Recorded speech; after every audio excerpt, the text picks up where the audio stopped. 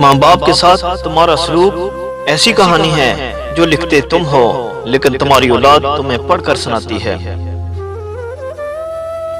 मेरी उम्र का हासिल इन 3 बातों से ज्यादा कुछ भी नहीं। खाम था, पुख्ता हुआ और जल गया। इंसान को खुदा ताला ने बेहतरीन सांचे में डालकर पैदा किया है। जन्नती और जहन्नमी वो बाद में बनता है।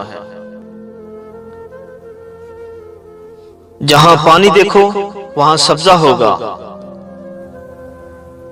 इसी तरह जहां आंसू होंगे वहां रहमत होगी।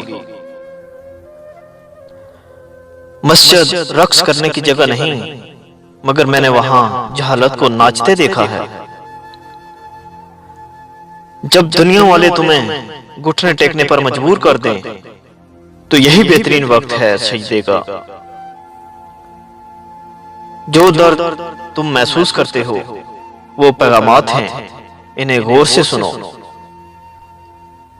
दानाई का तल्लक बालों की सफेदी से नहीं, अक्ल और तजर्बे से है।